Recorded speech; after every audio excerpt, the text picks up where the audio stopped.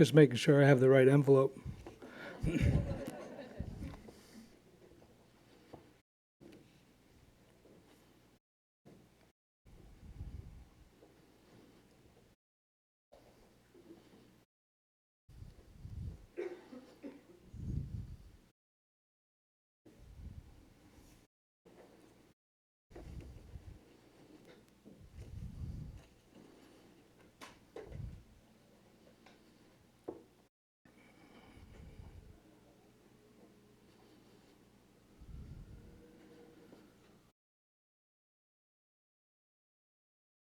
Good afternoon, everyone. Today, the Pulitzer Prizes begin their second century of honoring the country's best work in journalism and arts and letters. The prizes represent the core values of two realms: independent inquiry into public affairs and creativity and scholarship in telling the story of America in the world. My name is Mike Pride. I am the administrator of the prizes, and we are in the Joseph Pulitzer World Room at the Columbia University Graduate School of Journalism. In this room last week, the Pulitzer Prize Board chose the 2017 winners in 21 categories. This is my 16th and final year of participating at some level in selecting the Pulitzer winners.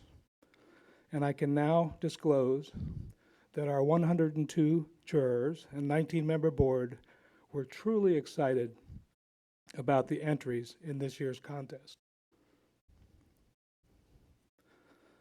Today is the 170th anniversary of the birthday of Joseph Pulitzer. Happy birthday, Joseph. In his prize plan, Pulitzer paired journalism and letters with the hope of elevating American literature and scholarship while raising the status of journalism.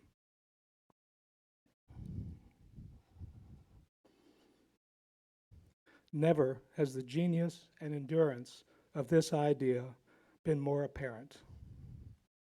Among the arts and letters winners this year are works that examine prison violence, wholesale evictions, and human trafficking, and reimagine the nation's racial history in contemporary terms. The journalism winners include reporting that challenges powerful politicians and institutions and exposes systematic abuse of people with little hope of defending themselves. In recent years, the public focus has been on the decline of newspapers, great and small. This is a sad story, especially for an old print journalist like me. Yet the work that wins Pulitzer Prizes reminds us that we are not in a period of decline in journalism. Rather, we are in the midst of a revolution. The digital age has given today's journalists tools and resources their predecessors scarcely dreamed of.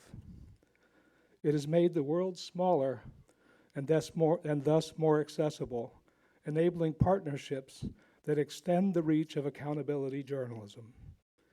It has given journalists the ability to enhance the power of their storytelling through the immediacy of voice, video, and animation.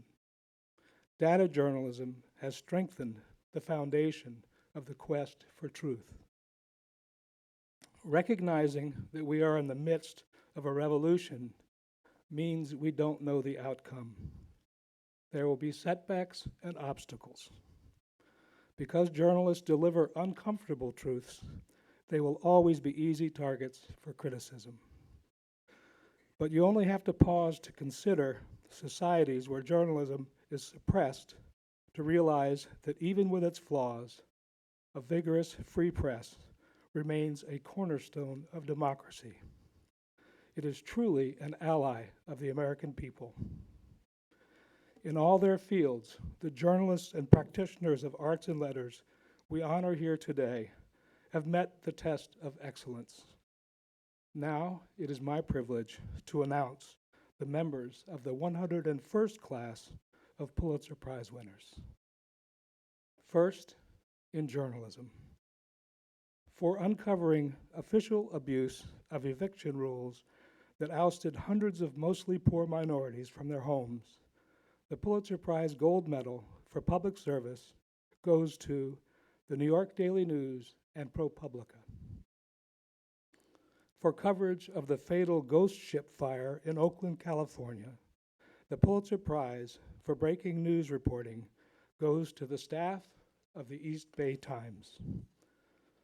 For exposing the unchecked flow of opioids into depressed West Virginia counties, the Pulitzer Prize for investigative reporting goes to Eric Ayre of the Charleston Gazette-Mail. For the Panama Papers, reporting that explored the hidden infrastructure and global scale of offshore tax havens, the Pulitzer Prize in explanatory reporting goes to the International Consortium of Investigative Journalists, McClatchy, and the Miami Herald. For reporting on the cruel treatment of sexual assault victims at Brigham Young University, the Pulitzer for local reporting goes to the Salt Lake Tribune staff. For campaign reporting that cast doubt on Donald Trump's assertions of generosity toward charities, the Pulitzer Prize in national reporting goes to David A. Fahrenthold of the Washington Post. For agenda-setting reporting on Vladimir Putin's efforts to project Russia's power abroad, the Pulitzer Prize in international reporting goes to the staff of the New York Times. For a compelling portrait of a Marine's post-war descent into violence, the Pulitzer Prize in feature writing goes to C.J. Chivers of the New York Times. For rising to the moment during one of the nation's most divisive political campaigns, the Pulitzer Prize in commentary goes to Peggy Noonan of the Wall Street Journal. For reviews that put stage drama within a real-world cultural context, the Pulitzer in criticism goes to Hilton Alls of the New Yorker.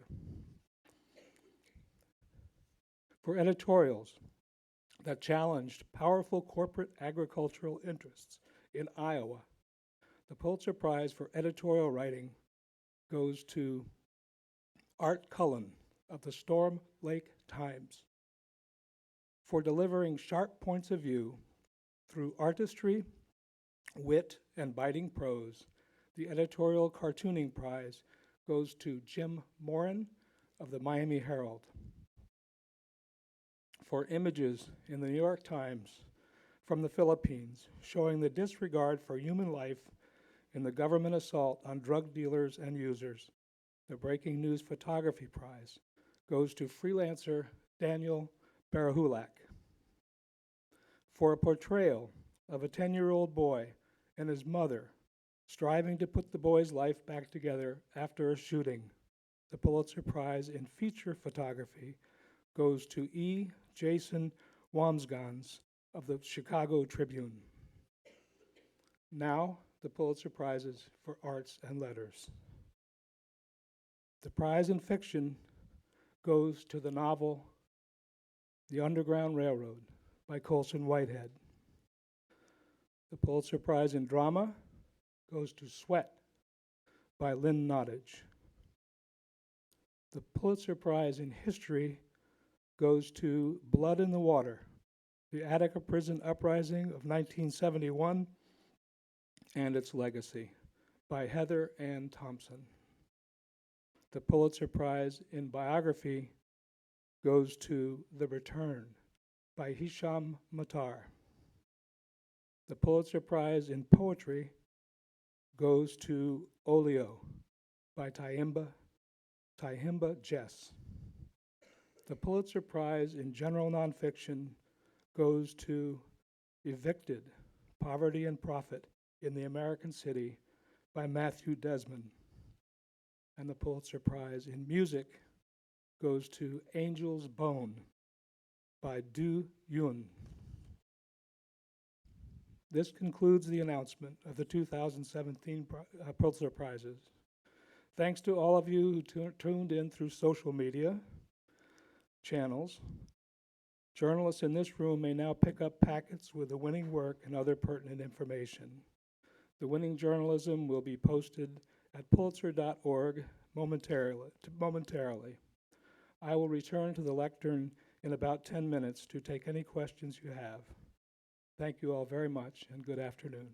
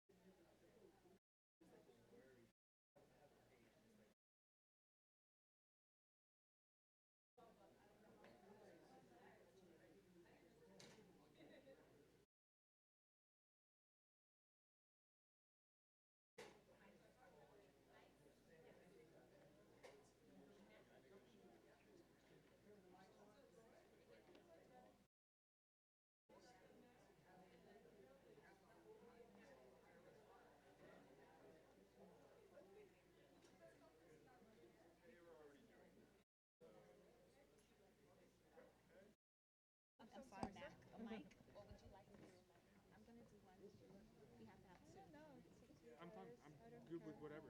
Yeah. Whatever you prefer. Whatever works. Okay. I will do one. You wanted it? You could. No, you take it. Do you want to do it? I don't care if you Okay. guys want me to. I'm good with whatever. Okay. That one.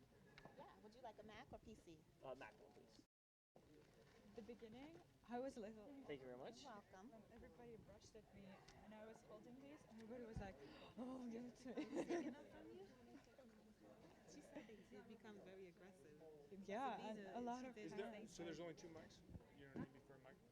2 microphones. Yeah. Then So we're set. this is on, right? It's on already. We have to see the guy. Where is Jim? I need Jim. Come over here. Microphone people, come here. I guess we're done with that. Yeah. Hey Jim, can we test this microphone? So is it on? We tested them already. Yeah, they're on, right? They're on. Perfect. Hello. Okay, Oh, good. yeah, I heard myself. You heard yourself? I heard myself back there. Yeah. I heard check myself. mine? Thank you. Very good.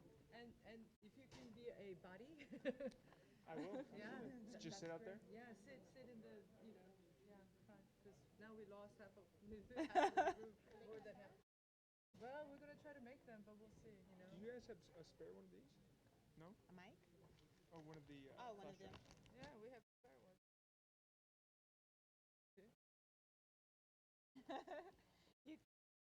You're gonna look for one? Thank you.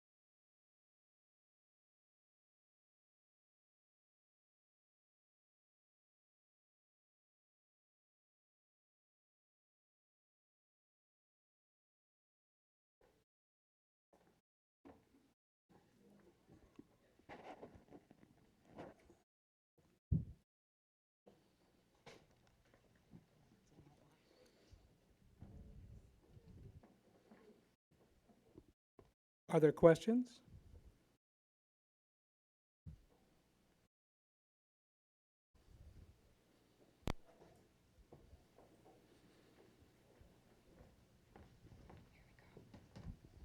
Hi, my name is Satoshi Ukai from the Asahi Shimbun Japanese newspaper. On Panama Papers, Pulitzer Prize for the report in the United States, but this Panama paper reporting involves in lots of international media organizations. Do you have any comment on that? Well, they're recognized, I think, in the way the entry is put together, but in fact, only American journalism organizations are eligible for Pulitzer Prizes, and it was pretty clear in reviewing the entries that the project was run by the International Consortium for Investigative Journalism. And so I think while the others are not recognized by name, there were hundreds of newspapers involved around the world, but they are recognized in the entry itself, and when it's presented online, you'll see that there's no dodging the fact that it's a much larger project.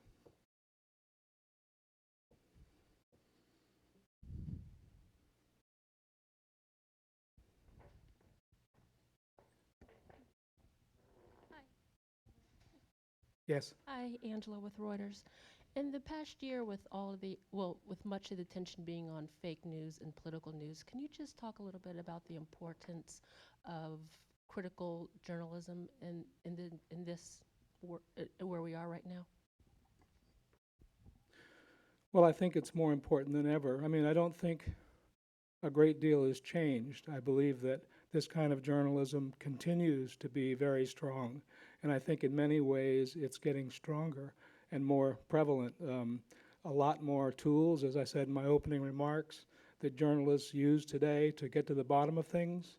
And so one of the things I have loved about the Pulitzers is that they do highlight the best of this work each year. And so I think this is, I don't think it's a real anomaly, but I think times have changed. And I think that, I hope that people will recognize that an informed citizenry really depends on this kind of journalism.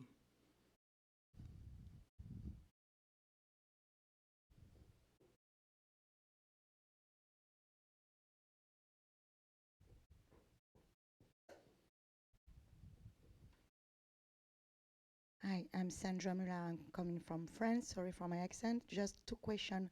I know you try to make a lot of category, like general nonfiction, drama, music, I think so. And I wanted to know if you would like to add another category, maybe, because everybody speak about fake news. Maybe the best newspaper with less fake news, because everybody has a trouble and issue like this. And my other question is about diversity. When I was to the last ceremony, I thought there was just one black people and just white Vietnam. Somebody come from Vietnam. Do you know? I don't know the percentage of journalists who comes from foreign country. We are here in America, in New York City, with 50% of with 50% of immigrant people. And I was wondering, there was some trouble with Oscar because the prize was discerned to white people. So I wanted to know if there can be an evolution. And the third question is that Can you just hang on a second? Let me answer those. I don't remember the first one already. So, Okay. but the second one about diversity, I mean, I would point out that we have 7 Arts and Letters prizes, and there are 3 African Americans in that group. There is a Libyan American, there is a Chinese American. So out of 7, there is a great deal of diversity in that group. I think our board is diverse, and our board also makes a real effort to be very inclusive. I don't think it puts its thumb on the scale for any work, but I think that it chooses the best and is open-minded about that question. What was the first question? The first question, it was about the Fake news. evolution of the prize. There is a lot music, and I remember on general nonfiction, maybe a new prize or new category. Fake news, is that what that was the question about? It's really a tendency here, you know. It's I don't know what the category would be. I don't know. I don't think fake news really works into our plan of award. Yeah, absolutely. Thank you for the answer.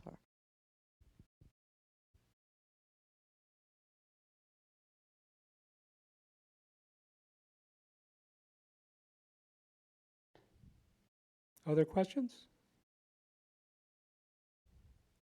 I thank you very much. Oh, I'm sorry. Excuse me.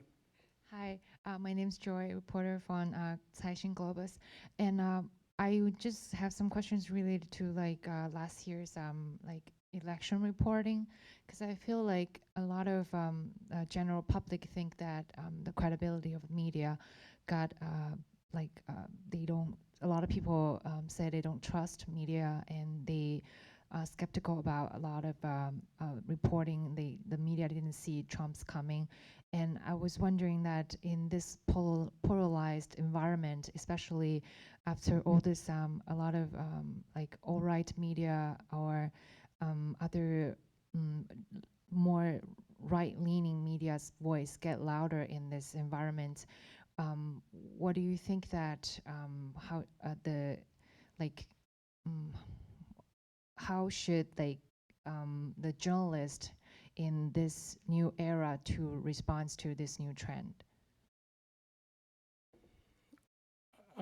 My sense is that given the turmoil both in the world in that regard and the turmoil in journalism, that the most important thing that journalists can do is to keep their heads down and continue to do the kind of job that they've been doing. And I don't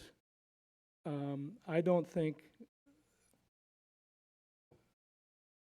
so. I think the Pulitzer Prizes, our role basically is to reward what we see as the best journalism, and that is how we speak. That's what we say. So I'm not going to offer any kind of opinion about the political scene other than to say that journalists just need to keep plugging and keep doing what they do. All right, thank you.